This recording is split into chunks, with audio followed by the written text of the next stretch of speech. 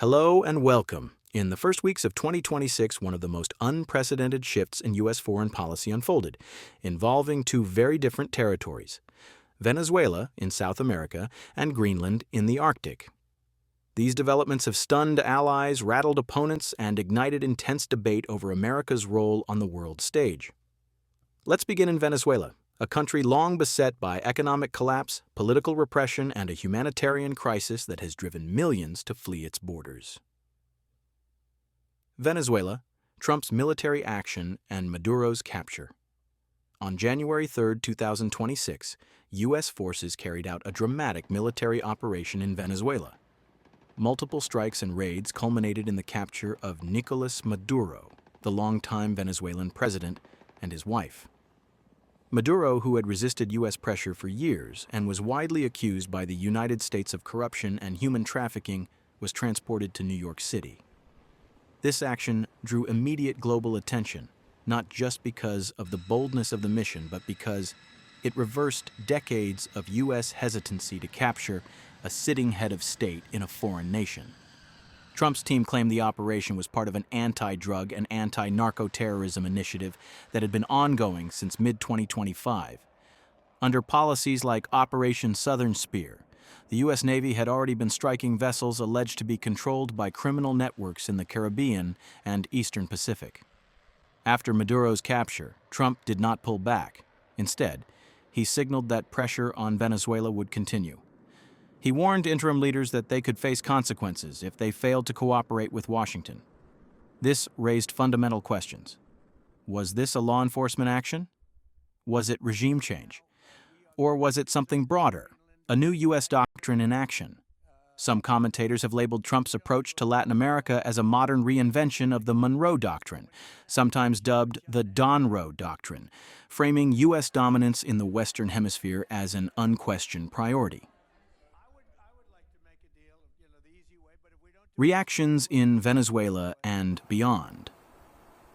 Many Venezuelans were left bewildered or outraged. Maduro loyalists condemned the operation as a blatant violation of Venezuelan sovereignty and threatened to pursue action through international institutions like the United Nations. Critics argued that the U.S. had violated international law and that such unilateral military action could set a dangerous precedent. Meanwhile, independent analysts and rights groups warned that the long-term effects of Venezuela's economy and social structure could be devastated by an extended blockade or military pressure.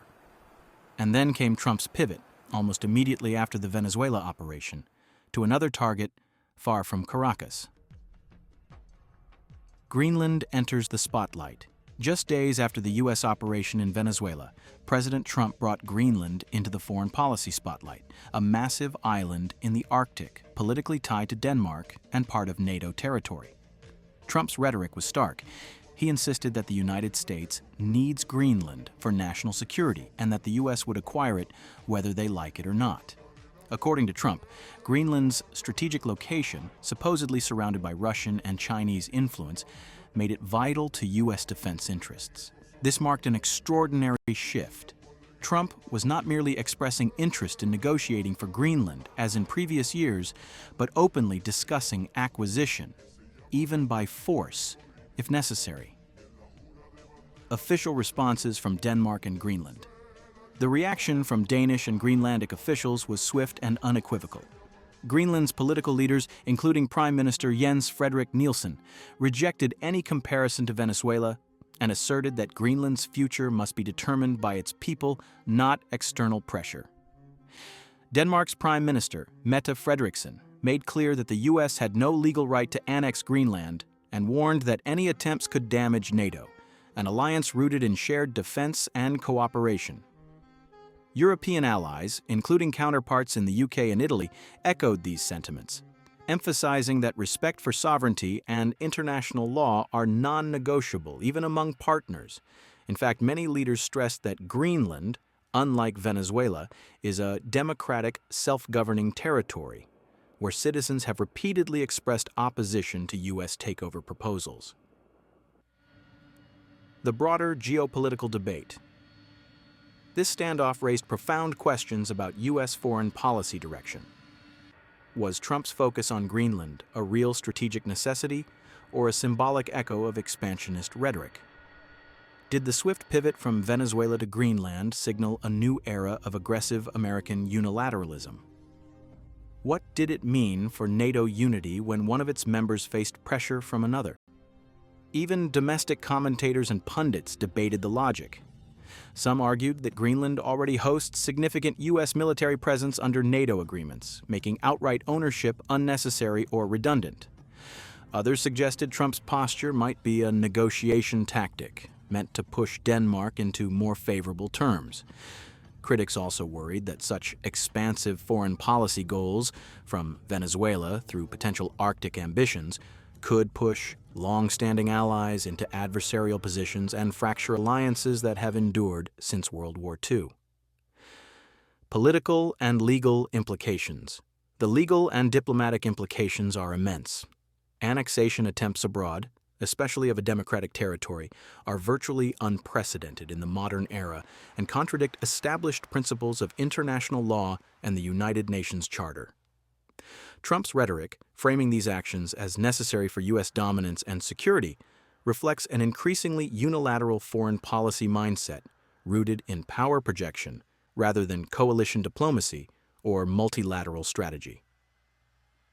Conclusion: a new chapter in American foreign policy? In just a matter of weeks, Donald Trump's approach has seen the United States use military force to detain a foreign head of state, expand pressure in a major regional power's internal politics, pivot with unprecedented speed to Arctic territorial ambitions, ignite global debate on sovereignty, law, and alliance commitments. Whether this marks a turning point in global geopolitics or becomes a chapter studied for decades remains to be seen. What is clear is that Venezuela and Greenland, vastly different in history, politics, and international status, have now become central to debates over America's role in the world, the limits of power, and the future of international order.